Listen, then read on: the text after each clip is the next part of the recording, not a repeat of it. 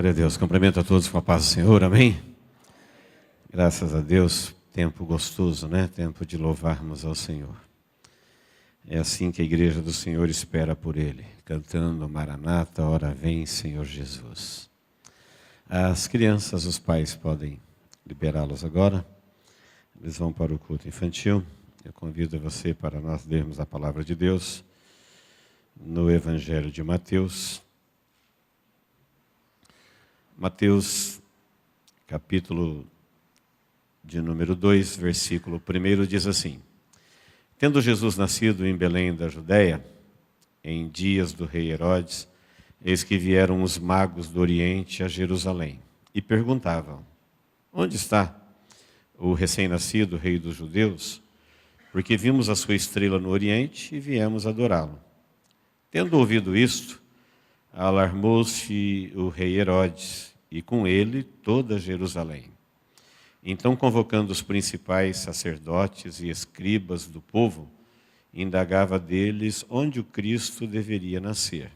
Em Belém da Judéia, responderam eles, porque assim está escrito por intermédio do profeta: E tu, Belém, terra de Judá, não és de modo algum a menor entre as principais de Judá, porque de ti sairá o guia que há de apacentar a meu povo Israel. Com isto, Herodes, tendo chamado secretamente os magos, inquiriu deles com precisão quanto ao tempo em que a estrela aparecera. E enviando-os a Belém, disse-lhes: Ide e informar-vos cuidadosamente a respeito do menino. E quando tiverdes encontrado, avisai-me para eu também ir adorá-lo. Depois de ouvirem o rei, partiram, e eis que a estrela que viram no Oriente os precedia, até que chegando parou sobre onde estava o menino. E vendo eles a estrela, alegraram-se com grande e intenso júbilo. Entrando na casa, viram o menino com Maria, sua mãe. Prostrando-se, o adoraram, e abrindo seus tesouros, entregaram-lhe suas ofertas: ouro, incenso e mirra. Sendo, por divina advertência, prevenidos em sonho, para não voltarem à presença de Herodes, regressaram por outro caminho à sua terra. Amém?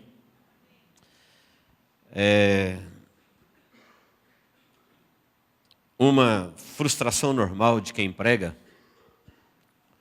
conversando às vezes com pastores, com pregadores, uma frustração normal de pregadores é quando ele percebe que não gostaram da sua pregação.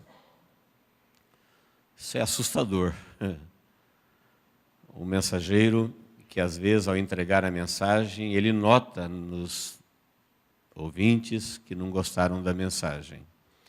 É mais ou menos como você preparar uma refeição, um almoço, e os convidados, você perceber na carinha deles que eles não gostaram.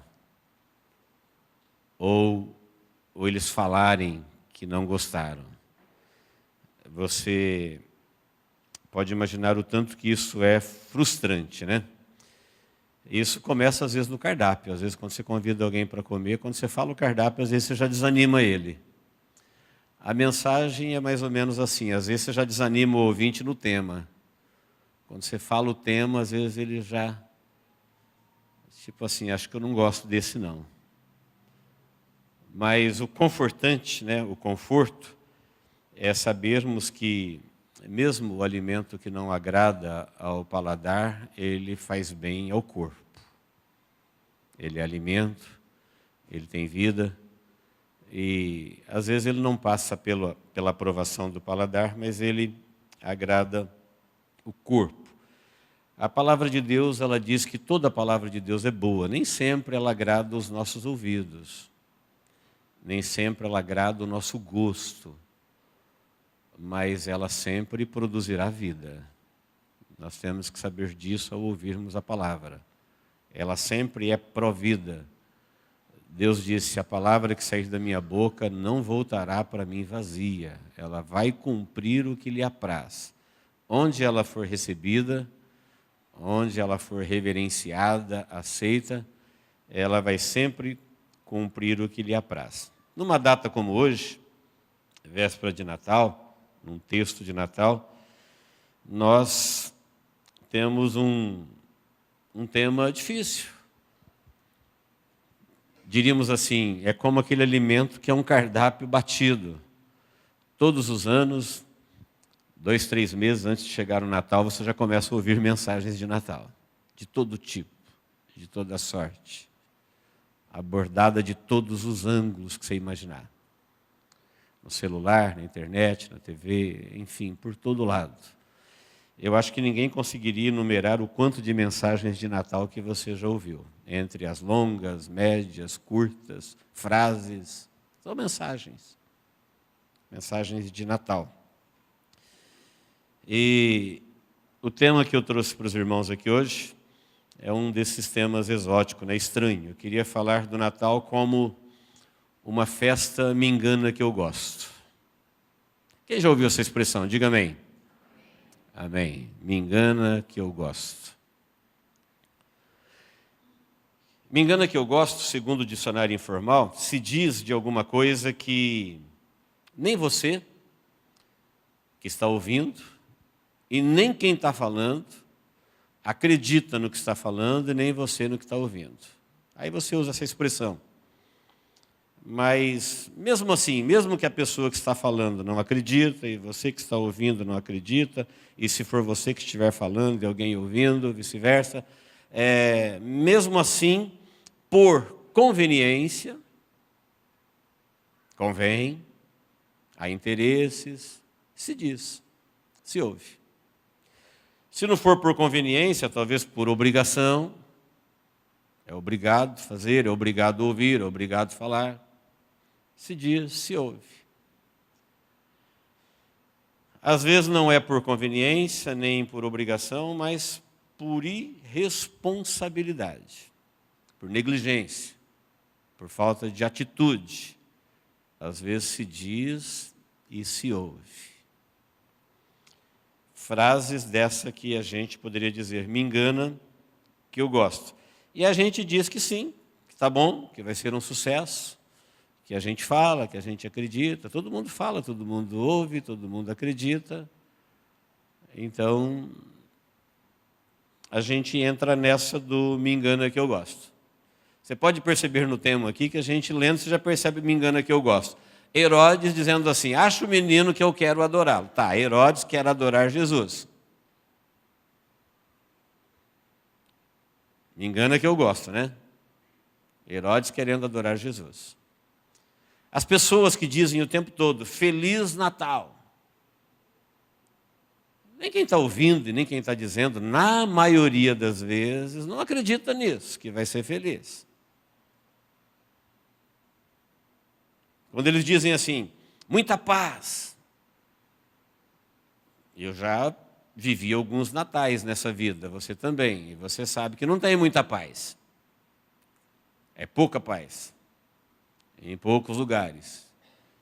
Tem muita tristeza, muitos traumas, muitas lembranças, muitas tragédias, muitos acontecimentos.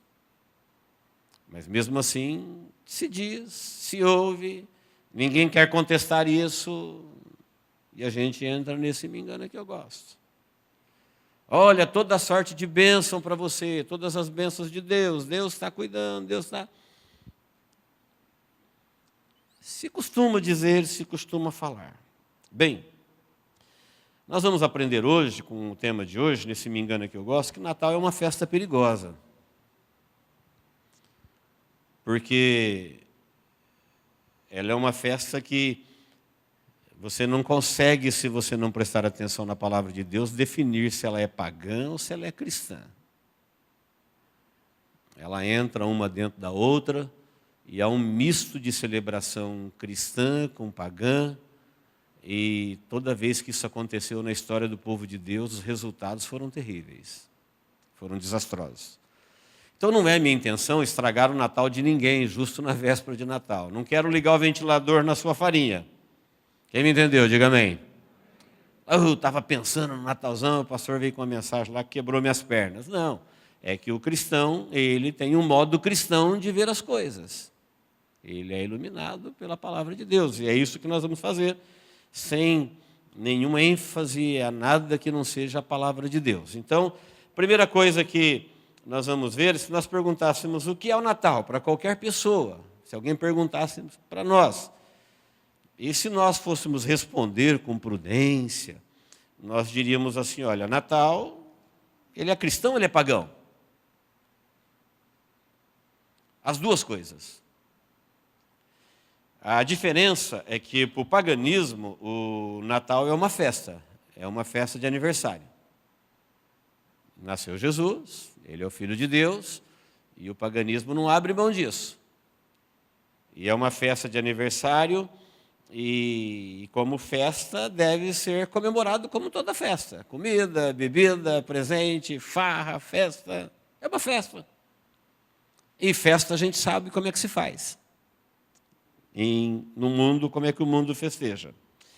Para o cristão, o Natal, o cristão antenado na palavra de Deus, o Natal não é uma festa, o Natal ele é uma celebração, ele é um evento. Ele é um evento de uma importância quase que inexplicável. A dupla natureza de Jesus, o Deus que se fez homem, poucas pessoas sabem definir isso com clareza dentro do seu coração. Então, para o cristão, é um evento e não é uma festa, é uma celebração. Algo memorável aconteceu e isso foi da parte de Deus e tem a ver com a vida dele, nasceu para ele, é o seu Salvador, veio por ele e ele entende que isso tem que ser celebrado.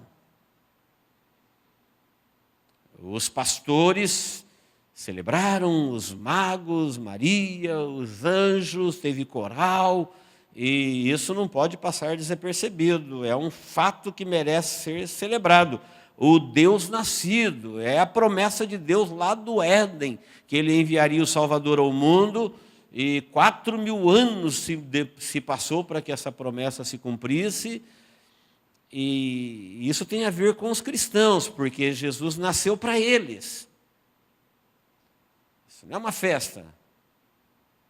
Às vezes misturamos o paganismo com o cristianismo, e existe um esforço pagão, no mundo pagão, para paganizar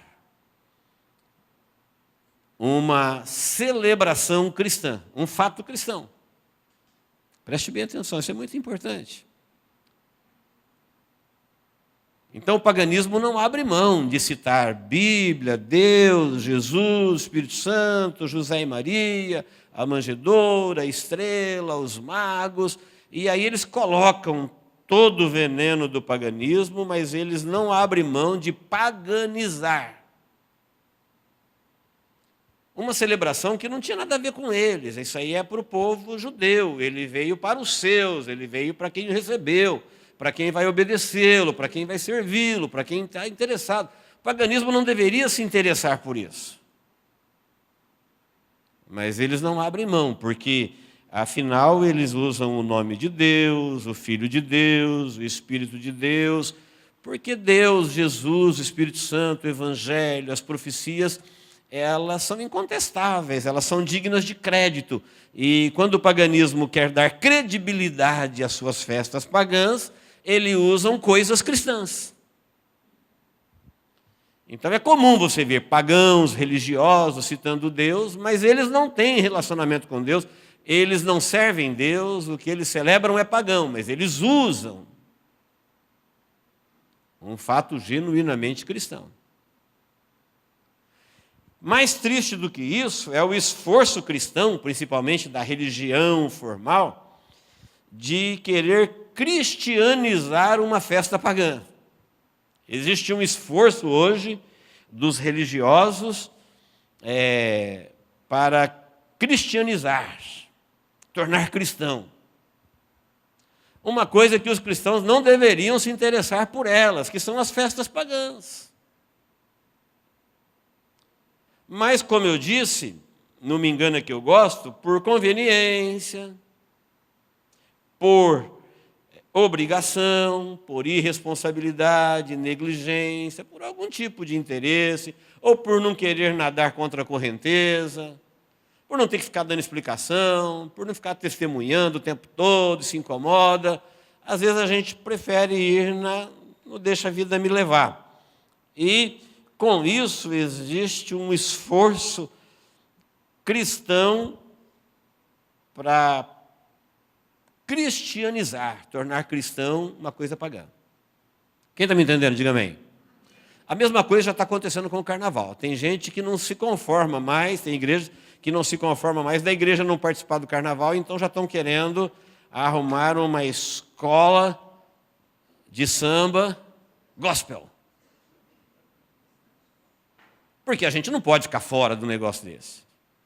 É o que acontece com o cristianismo hoje. O Natal é uma festa pagã que ela pegou tanto, ela empolgou tanto o mundo acendeu tanta luz aí, que a igreja falou, a gente não pode ficar fora disso.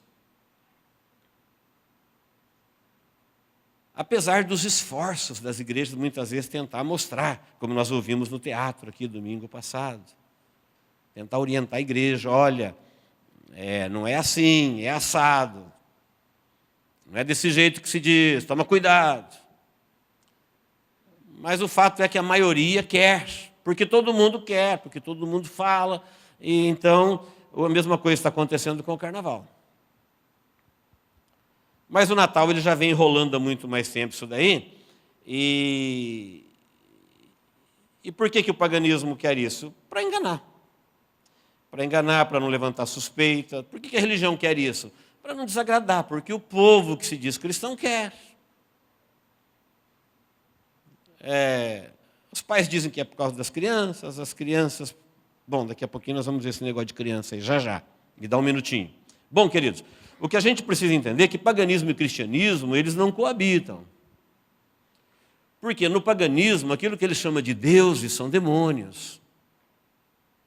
O nome Deus é bonito, mas os deuses pagãos são espíritos imundos, são demônios. No paganismo, aquilo que eles chamam de verdade são mentiras, aquilo que eles chamam de luzes são trevas. Aquilo que eles chamam de legal é ilegal. Aquilo que eles chamam de bom é ruim. Aquilo que eles chamam de vida é morte. Aquilo que eles chamam de Deus é separação de Deus. Isso é comum no paganismo. Deus, desde sempre, ordenou que o seu povo destruísse os cultos pagãos do meio da sua nação. A morte de reis pagãos, de cultos pagãos. Deus nunca ficou em cima do muro e sempre mandou que se exterminasse. Uma afronta a Deus misturar culto divino com culto a ídolos demoníacos. No tempo da lei, isso custava a morte de muita gente. Porém, o que se esperar que o mundo tem para Jesus? O mundo tem para Jesus é isso mesmo, é desprezo, afronta, engano, sutilezas. E às vezes por desconhecimento, ou por irresponsabilidade, por tudo aquilo que eu já disse, a gente entra nesse embalo. E é uma festa perigosa. Por quê? Porque o dia do nascimento de Jesus, para a gente entender, é mais ou menos como o túmulo de Moisés. Quando Deus anunciou que Moisés estava morto, ele já anunciou que ninguém ia saber aonde ele foi sepultado. Então ninguém sabe como e nem onde Deus sepultou. Não sei se Deus abriu a terra e, como ele já tinha feito outras vezes, se algum anjo sepultou, se Deus o incinerou. Pó volta ao pó, não sei. O fato é que Deus não queria que a sua nação ficasse lá adorando Moisés. Porque Moisés foi um homem muito marcante na vida dessa nação, mas ele era só um homem. E, na verdade, era Deus na vida dele. Porque Moisés, quando tentou libertar o povo de Israel, sem Deus na vida dele, ele não conseguiu conduzir 2 judeus à paz. Ele se frustrou quando ele tentou guiar 2 pessoas. E agora ele tira 2 milhões de pessoas do Egito. 600 mil homens, fora mulheres e crianças. Mas isso era Deus na vida deles. Mas o povo não ia entender isso. O povo está há muito tempo no Egito, eles são idólatras, eles estão acostumados com o paganismo egípcio, e Deus sepulta Moisés e não diz onde. E ninguém tem como lá venerar, adorar. A mesma coisa aconteceu com o Natal. Deus nunca disse para ninguém quando é que Jesus nasceu. Quando Jesus nasceu, o Antigo Testamento inteiro já estava escrito, há muito tempo. Nem Deus, nem Jesus, nem o Espírito Santo, nenhum profeta, nenhum sonho, nenhuma visão, nenhuma revelação foi dito a respeito do nascimento, da cidade, do local, da Maria, da Virgem, do José. Foi dito um monte de coisa, mas Deus não quis dizer para ninguém quanto ao dia. Esqueceu? Uma falha de Deus, que a gente quer tanto fazer uma festa no aniversário dele, ou tem um motivo divino aqui que a gente não quer respeitar. Mas o paganismo achou um jeito de arrumar um dia. E alguém ia falar, não, porque não é costume. Não, é costume da Bíblia, sim. A Bíblia costuma, quando são datas importantes, que é para o povo memorizar, como a ceia, como a ressurreição, ela dá datas. A ceia, por exemplo, que simboliza o dia da ressurreição de Jesus, nós temos Deus zerando o calendário, falando, vai ser o primeiro dos anos, vai ser o primeiro dos meses, separa o cordeiro no dia 10 de abril, mata ele no dia 14 de abril, e esse dia será o dia de Páscoa ao Senhor. Mas cadê que o paganismo se interessou pelo dia da ressurreição? Aliás, o dia da ressurreição virou uma chacota semelhante, virou coelho com ovos de chocolate. Como é que o dia da ressurreição vira isso? Coisas pagãs, é assim que eles fazem. Quem está me entendendo, diga amém. Mas Deus deixa claro que o dia mais importante é o dia da ressurreição, não é o dia do nascimento. O dia do nascimento foi uma revelação de um fato que tem a ver com quem espera a sua morte e ressurreição. Que não tem nada a ver com festa pagã. Era motivo de alegria ter nascido, e a alegria continuaria onde ele nascesse. Onde ele não nasceu, não tem por que celebrar. Celebrar o quê? Se ele não nasceu. Mas a maioria das pessoas que vão festejar, elas nunca tiveram a menor experiência com Deus, e Jesus não nasceu na vida delas. E isso não tem o menor problema. Eles não querem celebrar nada. Eles querem festejar. Ah, por quê? Ah, porque é conveniência, é uma festa comercial, é época de faturar, é época de levar as pessoas para longe de Deus, e as pessoas não têm conhecimento, e elas não sabem o que é cristão, não sabem o que é pagão, e elas vão celebrar tudo junto. É um grande engano. E o cristão pensa que isso é cristão, e o pagão pensa que isso é cristão, e todo mundo se acha no céu. E há uma mistura de joio com trigo, há uma mistura daquilo que agrada a Deus com aquilo que ofende a Deus. O Natal é essa festa perigosa, porque Deus não quis, mas as pessoas arrumaram um jeito, e o jeito não é para celebração, o jeito tem a ver com o modo paganismo de festejar, é com tragédias, é com brigas, é com falsidades, é com coisas frias, é com falácias. Quer dizer que o cristão... Não, o cristão tem um jeito de celebrar, é uma celebração porque esse nascimento tem a ver com a vida dele, nasceu para ele, nasceu nele, ele nasceu para viver, te salvar, morrer e ressuscitar, e isso tem a ver com a sua ressurreição. E isso é digno de celebração. Isso é cristão, isso não é pagão. Quem está aí me ouvindo, diga amém. Então, queridos, a festa pagã, que é oferecida para Jesus hoje, é uma afronta.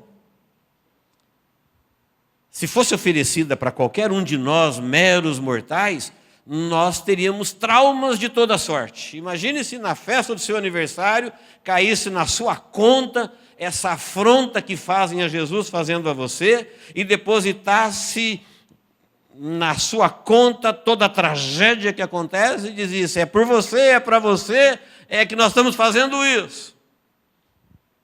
Mas você não vem, você não me interessa, você não é bem-vindo, o que você pensa não importa. Ninguém suportaria, humanamente falando, se fizesse para ele o que se faz para Deus nessa data.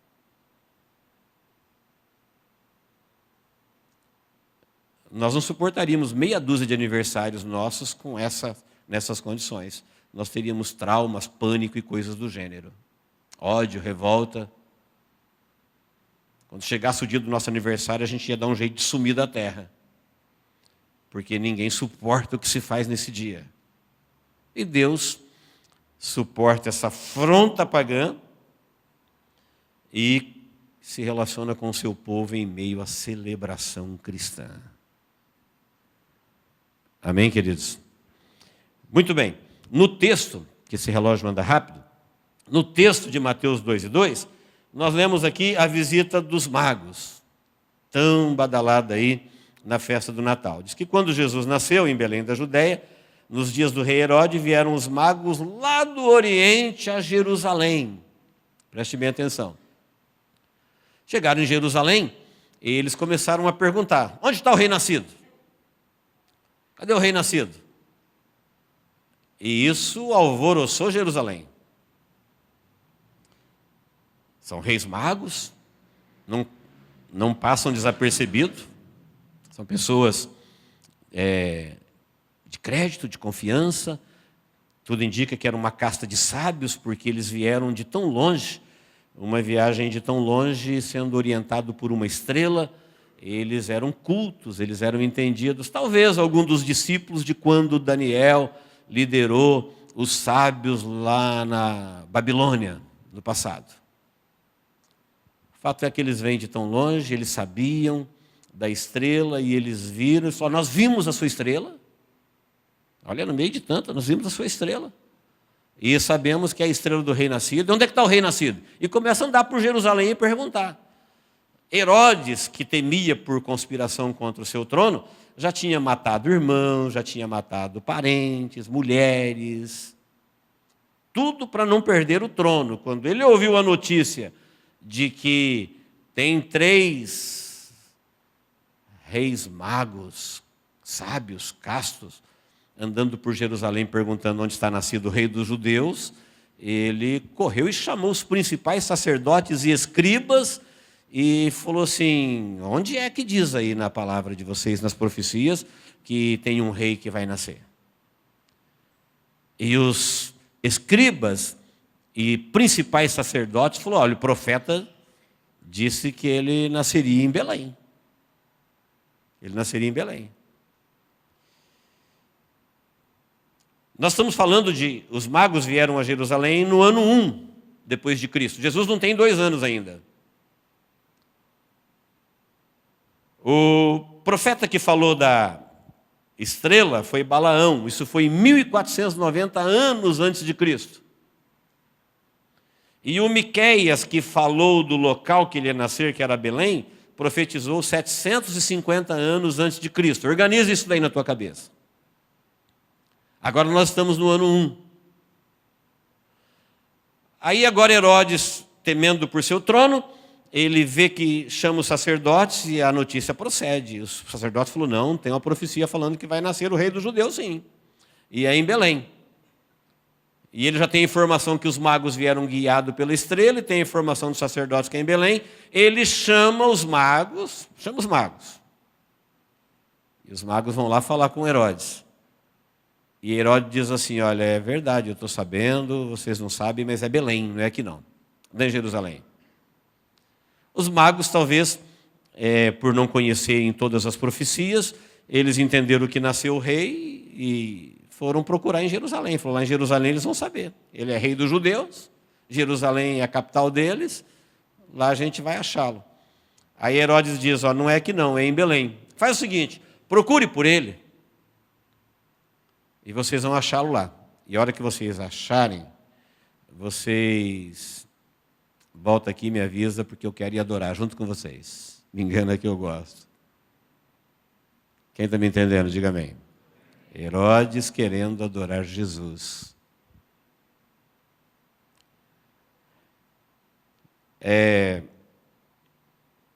Quando Herodes disse que eu também vou adorar Jesus, isso é Mateus 2, 7, 8. Você vai ver depois no 16 que os magos, quando saíram da presença de Herodes, a estrela estava lá guiando eles. A estrela levou eles até Belém, e não só até Belém, levou eles até a casa onde estava Maria. Já não é mais manjedoura, igual você vê no paganismo aí. Como se fosse no dia do nascimento. Jesus já tem quase 2 anos. Porque Herodes, esperto, ele perguntou para os sacerdotes onde era a cidade. E perguntou para os magos mais ou menos a idade. Ele falou assim, quando é que a estrela apareceu para vocês? E eles disseram, em tal tempo. E Herodes então calculou, falou, o menino não tem 2 anos. De quando a estrela apareceu, até eles se prepararem para a viagem, e depois a viagem foi longa, eles vieram lá do Oriente, e não foi de avião, foi de camelo, ou a pé. E isso levou muito tempo, e Herodes chegou à seguinte conclusão, o menino não tem 2 anos. E a estrela não vai para a manjedoura, ela vai lá para uma casa. Lá em Belém, aonde estava Maria. Ou, Belém não, Nazaré. Belém foi onde ele nasceu. A estrela vai lá para onde está Jesus, na casa, na manjedoura. E quando você chega no versículo 16, diz a palavra de Deus que Deus avisou os magos para que eles não voltassem para Herodes, porque com certeza eles voltariam, Herodes era rei. E Herodes estava confiante, vai lá e procura o menino e volta, ninguém vai desrespeitar um rei do Império Romano. Você não ia viver para contar. Herodes não mandou escolta, não mandou ninguém segui-lo, ele estava tranquilo, olha, vocês vão lá, procurem o menino, e quando vocês acharem o menino, vocês voltam aqui que eu vou lá adorar com vocês. Eles vão voltar. Eles não são doidos. Ele está seguro. Mas Deus avisou os reis magos, depois deles adorarem ao menino, não adoraram nem a estrela, não adoraram nem Maria, não adoraram nada que o paganismo adore. Eles adoraram o menino que o paganismo não adora. Quem me entendeu, diga amém. O paganismo adora árvore, adora manjedoura, adora isso, adora aquilo, só não adora o menino, que hoje não é mais menino. É o Rei dos Reis, o Senhor dos Senhores, o nosso Salvador. Herodes está confiante que eles vão voltar, aí Deus avisa para eles assim, olha, vocês vão embora por outro caminho, já adoraram, já ofereceram ouro, incenso e mirra, era a provisão para custear a vida de José e Maria, porque eles vão fugir de Jerusalém agora, de Nazaré, e eles, ou de Belém, eles vão fugir dali e eles vão para o Egito, e vão ficar 2 anos, até Herodes morrer. E Deus proveu os recursos para eles, ouro, incenso e mirra. Eles estão supridos financeiramente.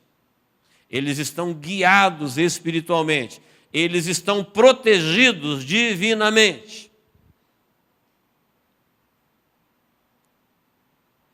E quando Herodes ficou sabendo que os magos foram embora por outro caminho, ele ficou furioso.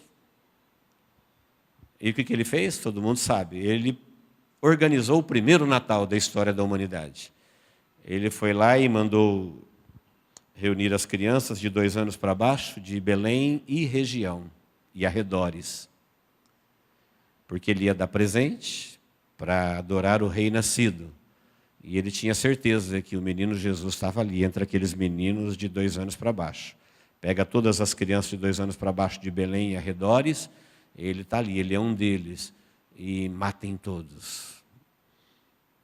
E eles jogavam os meninos para cima e esperavam na espada.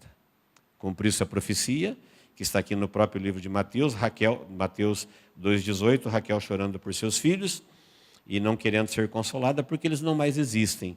Isso está lá em Jeremias 31:15, falando dos filhos de Raquel, mulher do coração de Jacó, pai dos 12 filhos que deu origem à nação de Israel. Então Herodes, ele celebra esse primeiro Natal. E que triste para Deus você ver que em Mateus 9,13, quando Jesus já é homem, ele quer abençoar as crianças, os discípulos querem tirar as crianças e falam, não deixa, não os impeça. O reino dos céus é deles, deixa eles virem. Jesus queria impor as mãos sobre eles, sobre as crianças. E os discípulos se incomodaram com isso. Mas no começo do paganismo, os próprios pais levaram os seus filhos para Herodes, porque criança de 2 anos não vai sozinha. Levaram para a morte. Isso continua acontecendo até hoje. Os pais iniciam seus filhos no paganismo, sonhando que um dia eles sejam fiéis no cristianismo. Quem está me entendendo, diga amém. E por que iniciam no paganismo? Porque conveniência, obrigação, irresponsabilidade.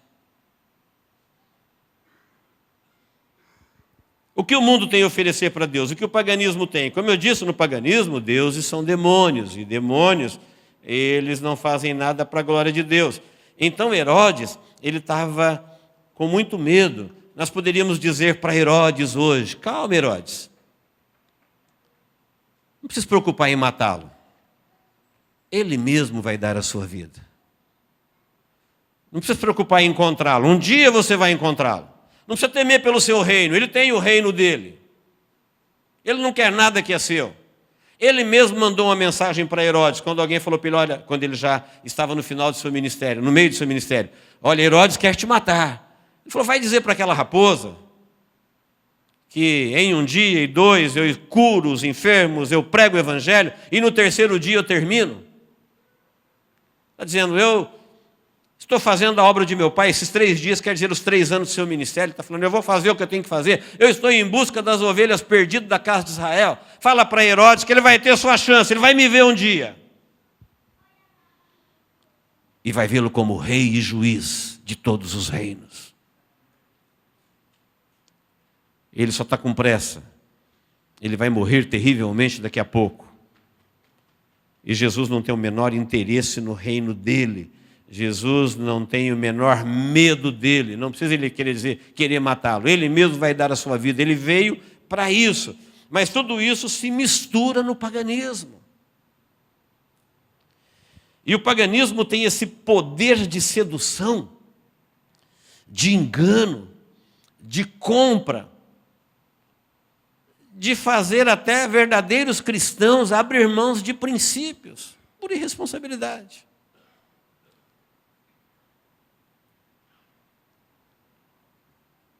O profeta da estrela, quem sabe o nome dele? Chama Balaão. Os magos que vieram do Oriente porque viram a sua estrela, sabe quantos profetas falaram dessa estrela? Um único, Balaão. E ele nem profeta de Deus de Israel ele não era nem judeu, ele era uma espécie de adivinho, pessoa comprometida com ele mesmo. Ele não está na aliança de Abraão, ele não é um descendente, ele não está debaixo das promessas, e nós estamos falando do Antigo Testamento. Mas o fato é que ele tinha credibilidade, Deus muitas vezes o usava, porque senão ele não ia ter essa fama que ele tinha.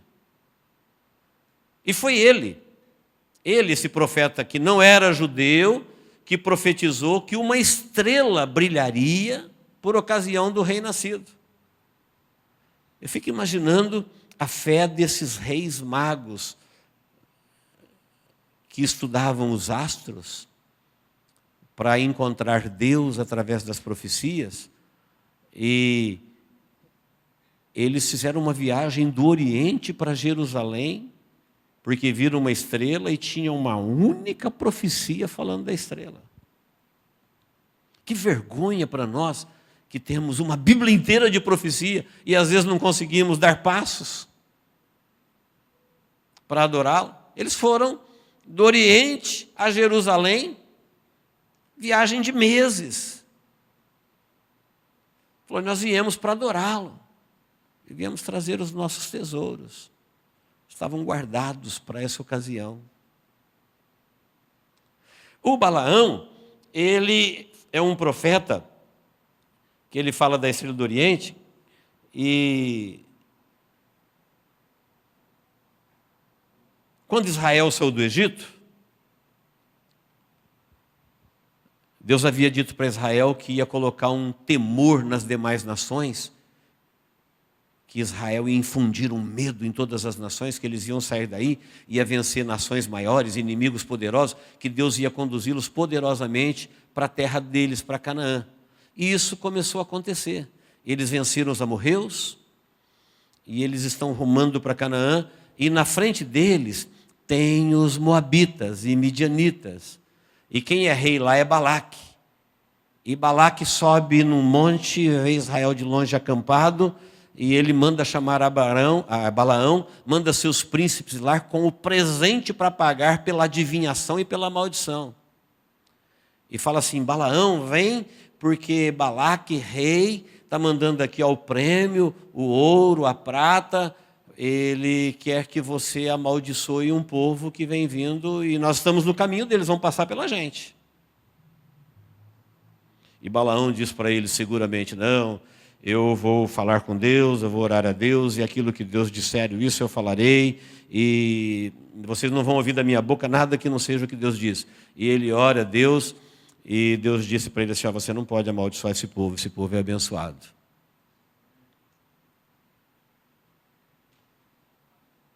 Aí eles voltam lá e falam para Balaque assim, olha, o Balaão não vem não. Uma ofensa gravíssima, era um rei que mandou seus príncipes. Ele mandou príncipes de posição superior àqueles, uma comissão mais honrada, com uma oferta maior em presente, em ouro e prata. Falou, não, Balaque quer você lá. Ele precisa de você. E ele diz a mesma coisa, eu vou orar ao Senhor, e aquilo que o Senhor, a partir daí eu vou orar ao Senhor. Deus entendeu que no coração dele ele já foi. Agora era mera formalidade. E aí Deus disse para ele, então vai com esse povo. Os irmãos conhecem a história de Balaão, que a jumenta dele falou com ele. Isso não é folclore. Isso não é conto. Isso é fato. Isso aconteceu. Faz parte das histórias do povo de Deus. Quando ele estava indo com a sua jumenta, o anjo de Deus o saiu para matá-lo. E se colocou no caminho que ele tinha que passar. E a jumenta, quando viu o anjo, correu para o campo. E quando a jumenta correu para o campo, ele espancou ela e fez ela voltar para o caminho. E ela voltou para o caminho e ele seguiu no seu caminho. E lá na frente, o anjo se colocou num lugar que tinha uma passagem estreita e tinha parede. E o anjo se colocou no meio, com a espada desembainhada para matá-lo. E a jumenta, quando viu o anjo, se espremeu na parede e apertou o pé de Balaão. E ele ficou furioso, espancou a jumenta de novo e seguiu o seu caminho. E chegou num lugar que aí não tinha como passar. E o anjo se colocou num lugar que não tinha como ela desviar do anjo. Sabe o que ela fez? Ela deitou debaixo dele. E ele espancou pela terceira vez. E quando ele está espancando ela pela terceira vez, a jumenta abre a boca e fala assim, por que você está me espancando? Porque 3 vezes você já saiu do caminho. Olha, o homem começa a conversar com a jumenta e não se dá conta do fenômeno que está acontecendo.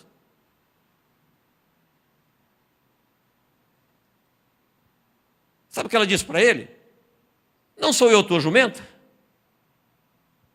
E desde que você me possui, alguma vez, desde que você tem a mim, até o dia de hoje, alguma vez eu fiz isso? Ele disse, não. Ele conversa com a jumenta.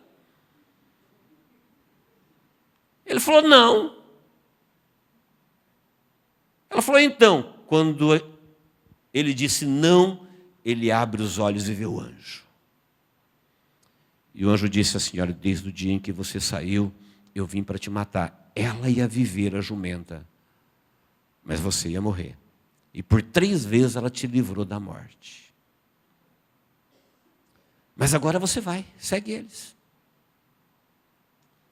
E aí, irmãos, tem uns bastidores terríveis deste profeta da estrela do Natal.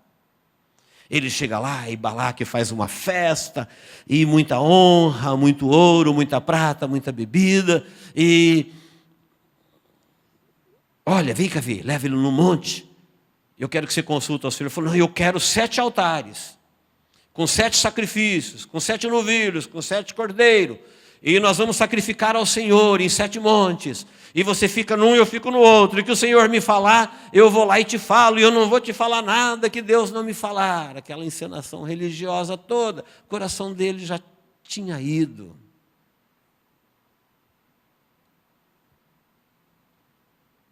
E aí Deus disse para Balaão assim, olha, esse povo é meu povo, você não pode amaldiçoá-lo. E ele vai lá e fala para Balaque, não, este povo eu abençoo, porque ele é povo de Deus, é povo próspero, eles herdarão a terra. E Balaque diz assim, mas eu estou te pagando, eu te chamei aqui para você amaldiçoá-los, e você abençoa. Vem cá, vou te levar para um outro lugar. Levou no outro monte e observa Israel de um outro ponto de vista. De novo repetiu a primeira cena. Ele vai lá e abençoa, ele fala, por 2 vezes, por 3 vezes. Eu tenho te chamado aqui para amaldiçoar esse povo e você só abençoa. Na 4ª profecia dele, é que ele fala da estrela. Mas depois, sabe o que ele fez? Ele deu conselhos a Balaque. Ele falou assim, eu não vou amaldiçoar esse povo. Mas você quer vencê-los? Se infiltra. Faz uma festa. Faz um 0800. Comida de graça, bebida de graça, sexo livre, convida eles. Eles vão cair na gandaia, eles vão cair na farra, eles vão pecar, e o próprio Deus deles destrói eles. E isso foi feito. Não dava para juntar paganismo com cristianismo. Balaque é pagão. Balaão estava querendo ser um profeta de Deus. Mas você vai ver na Bíblia que depois os próprios filhos de Israel, numa guerra contra esse próprio povo, os mata. E Josué 13:22 diz que mataram Balaão, mago e adivinho. Chama ele de profeta. Eu estou chamando de profeta porque ele fez profecias. Você vai ler toda essa história que eu estou te contando em Números 22, do 5 até o 25. E no versículo 32, número 22, 32, você vai ver o anjo falando para ele assim, olha, eu saí para te matar porque o teu caminho perante o Senhor é perverso. Você está fazendo coisas perante Deus que Deus não se agrada da tua vida, do teu propósito. Por isso eu saí para te matar. Você vai ver que em Deuteronômio 23, 45, ele é chamado de mercenário. E quando Deus está proibindo Moisés de deixar alguns povos e a sua descendência por gerações de participar de reuniões solenes, os descendentes de Balaão são proibidos. Quando está falando, olha, nas reuniões solenes, culto a Deus, esses povos não podem participar e nem a sua descendência. Balaão, a sua descendência é proibida de participar de cultos a Deus. Paganismo e cristianismo não coabitam. Deus não queria nem a descendência dele participando de reuniões solenes, em que ele operava no meio do seu povo.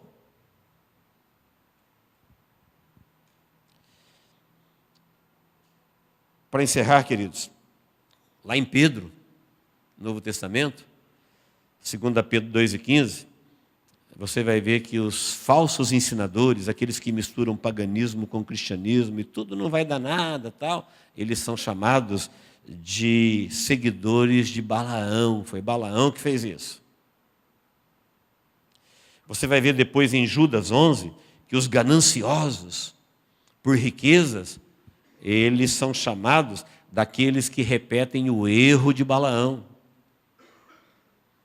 E lá em Apocalipse 2,14, sabe quem está falando? Jesus Cristo glorificado, falando na carta às igrejas. Ele está falando dos falsos mestres, são aqueles que corrompem o povo de Deus com mensagens, seguindo os ensinos de Balaão. Erro de Balaão, doutrina de Balaão, ensino de Balaão, repetido aqui no Novo Testamento. 1500 anos depois, advertindo o povo de Deus, o próprio Jesus do seu trono de glória, usando o anjo, falando com João, para escrever o Apocalipse, diz: tomem cuidado com os ensinos de Balaão. Isso é perigoso. Misturar-se com paganismo, com cristianismo e oferecer a Deus coisas que se oferecem aos deuses pagãos. Que demônios são?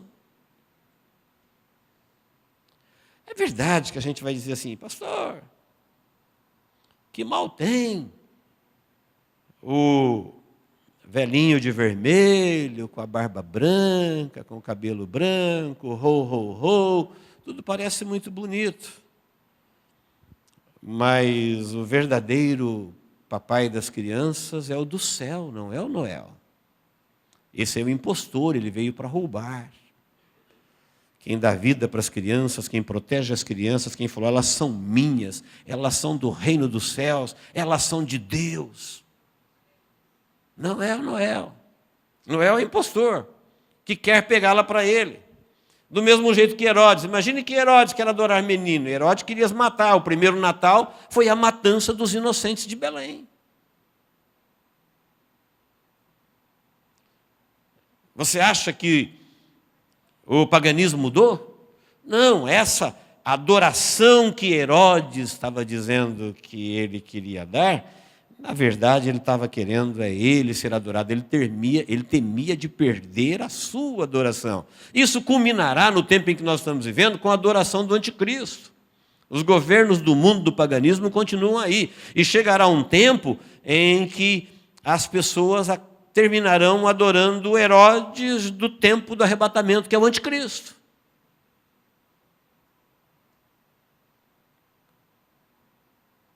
Balaão, quando foi advertido por Deus, falou: pequei, mas não mudou nada. Ele seguiu o seu caminho, igual Judas, igual Saul.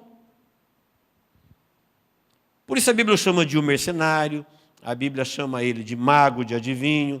Ele caiu a espada pelo próprio exército de Israel.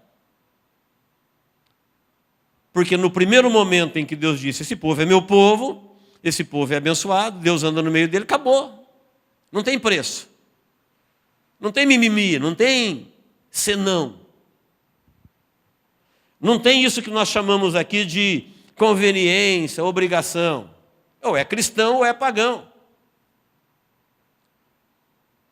E se é pagão, é uma celebração, não é uma festa. Porque festas pagãs a Deus, estamos vendo aqui o exemplo. E tem outras para a gente falar. Agora, o paganismo é isso mesmo que eles têm para Deus. O paganismo tem isso, conveniência, irresponsabilidade. Aí você vai falar assim: como que alguém insiste tanto no nascimento e não se preocupa nada com a ressurreição, quando a verdadeira mensagem cristã, a mensagem cristã pregada depois de Jesus, era a ressurreição. E a ressurreição nós temos data. Temos data, temos dia da semana, temos data, temos hora, temos tudo, mas o paganismo não quer isso.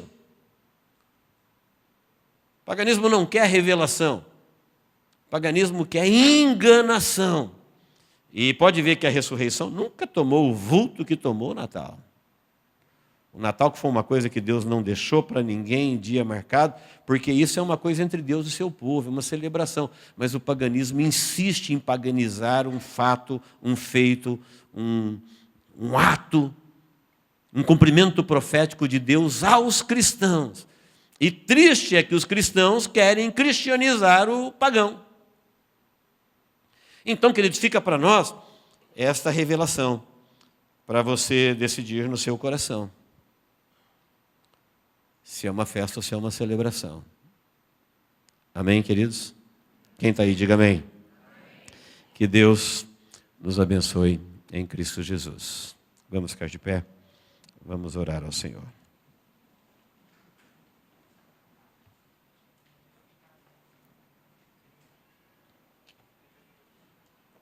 Feche os seus olhos.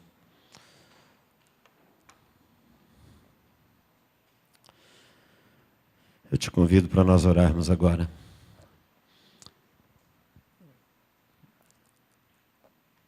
Deve existir no nosso coração a mesma alegria que tinha no coração de Maria quando Jesus nasceu para ela.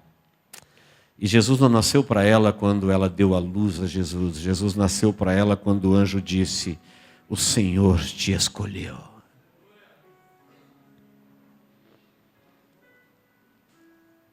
A mesma alegria que tinha no coração dos pastores de Belém, quando o anjo disse para ele: exultai, alegrai, vos nasceu hoje. Vos nasceu, quer dizer, nasceu para vocês o Salvador do mundo.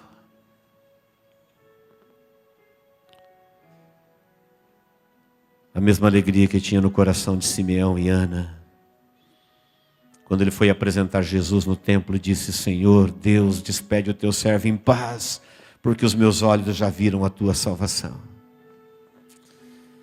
Nós somos parte do povo privilegiado que Jesus nasceu na nossa vida.